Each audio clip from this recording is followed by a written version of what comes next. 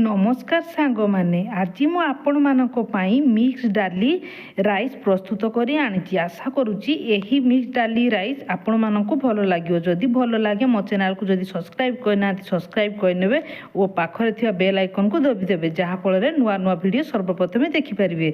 चलतु मु मिक्स डाली राइस केमिति प्रस्तुत करुच्ची आपण मानक पाखरे शेयर करुच्ची। सेथिपाई मु किछि हरड़ डाली को नेइची हाफ कप, किछि मसूरी डाली की हाफ कप नहीं, हाफ कप मुग डाली और हाफ कप बुट डाली की नहीं। से सबू को किछि पानी दे ताहाकू बतरिबा पाई मु किछि टाइम छाड़ी देली 2 ରୁ 3 घंटा। देखंतु मु 2 ରୁ 3 घंटा बतरिबा पाई छाड़ी देली। देखंतु एबे 2 ରୁ 3 घंटा हो सारी मु आपण मानकु देखि दउची। देखंतु डाली भल से बतरे सारी। एबे देखंतु मु प्रस्तुत करूची। एबे मु किछि चाउल को मध्य 1 कप चाउल को मध्य नेइची। बासुमती चाउल अछि, आपण माने निज निज पसंद रे अरुआ चाउल नेबे। एबे कढ़ई रे किछि तेल को देली। तेल गरम होला परे सेथिरे मु गोटा जीरा को देली। गोटा जीरा तेल रे फुटिला परे मु काटी रखिथिबा पियाज को देली। देखंतु मु 2टी मीडियम साइज रो पियाज नैची ताहाकू तेल रे देला परे भल से भाजी नेबी। देखंतु एबे मु भल से भाजी नेली।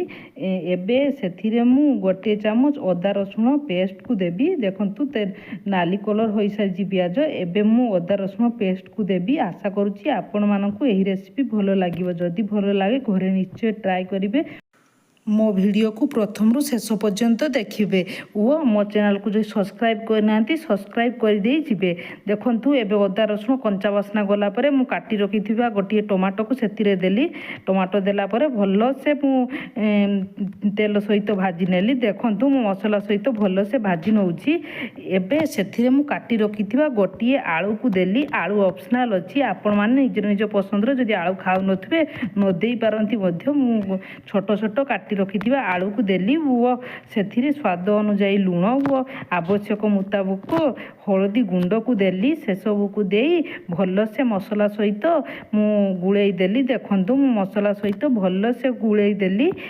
एबे देखंतु आलू को हल्का तेल रु 2 ରୁ 3 मिनिट कषि नेबे मसला सहित। एबे सेथिरे रखिथिबा चाउल को मु धुई आनिची से सब को सेथिरे देली। वो भेजिथिबा डाली को मध्य सेथिरे देली। सेथिरे देला परे भल से मसला सहित डाली और चाउल को भल से गुड़ाई देली। देखंतु मु डाली और चाउल को भल से गुड़ाई देली। वो 1 ରୁ 2 मिनिट डाली चाउल सहित भल से मु मिसी देबी। एबे सेथिरे मु गुंड मसला देबी। गुंड मसला रे हाफ चामच जीरा गुंड, हाफ चामच लंका गुंड, हाफ चामच गरम मसला, हाफ चामच धनिया गुंड और से सब को दे भल से मु गुड़ाई देली। देखंतु मु गुंड मसला देला परे भल से गुड़ाई देली। एबे से सब को सिझिबा पाई मु पानी देली। देखंतु चाउल और डाली भल से सिझिबा पाई सेही मुताबिक मु पानी को देली। देखंतु पानी देला परे मु भल से गुड़ाई देली। देखंतु एबे भल से मु गुड़ाई देली। आपण मानकू एही रेसिपी घरे निश्चय ट्राई करिवे। वो छोटरू बड़ जाए समस्ते यहाँ पसंद करेंगे।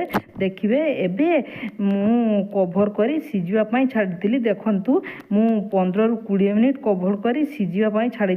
मु 20 मिनिट पर आपण मानकू देखि दउची चाउल और डाली भल से सिझी सारी।